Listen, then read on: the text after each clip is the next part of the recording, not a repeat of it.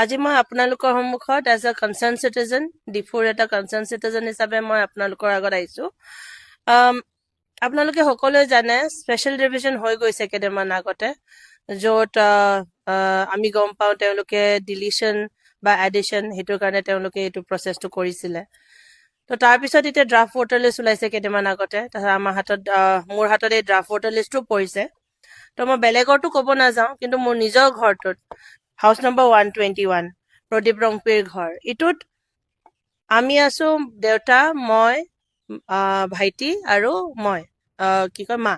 তো আমি চাৰিজন আছো। কিন্তু আজিৰ দিনাখন মই যেতিয়া ড্ৰাফ্ট ভোটাৰ লিষ্টটো চাইছো, এইটোত চাৰিজন মানুহ আমি চিনি নোপোৱা মানুহ ইয়াত দেখা পোৱা গৈছে। চাৰিজন মালাকাৰ আমাৰ ছেইম হাউচ নম্বৰত সোমোৱা গৈছে। চ' মই সুধিব বিচাৰো বা মই ক'ব বিচাৰো যে এইটো ভুলটো কেনেকে হৈছে বা এইটো ভুলটো কাৰ হয় যে আজি ড্ৰাফ্ট ভোটাৰ লিষ্টত এটা মোৰ নিজৰ এড্ৰেছত, আমি হলো ট্ৰাইবেল মানুহ, আমি ৰংপি, তো ৰংপি ঘৰত মালাকাৰ নামৰ মানুহ কেনেকে সোমালে আমিতো নাজানো। তো এইটো মই ক্লেৰিফিকেশ্যন লাগে মোক অথৰিটিজৰ পৰা কি কেনেকে হৈছে।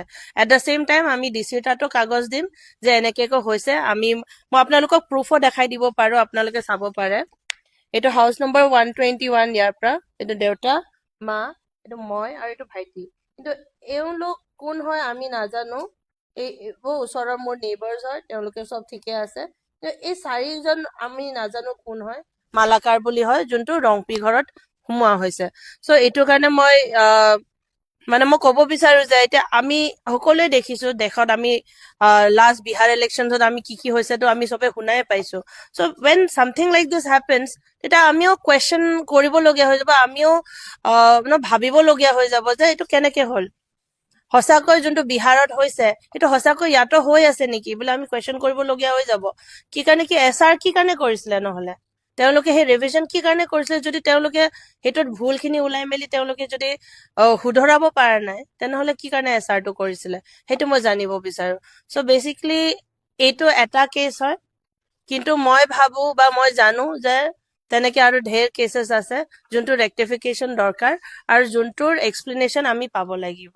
তো মই এজ কনচাৰ্ণ চিটিজেন সকলোকে অনুগ্ৰহ কৰিছো আপোনালোকে চাওক, আপোনালোকে নিজৰ নিজৰ ভোটাৰ লিষ্টত চাওক, আপোনালোকৰ নাম যাতে উল্টা ফুল্টা হোৱা নাই, আপোনালোকৰ এড্ৰেছত যাতে বেলেগ মানুহৰ এড্ৰেছ বেলেগ মানুহ সোমাই থকা নাই।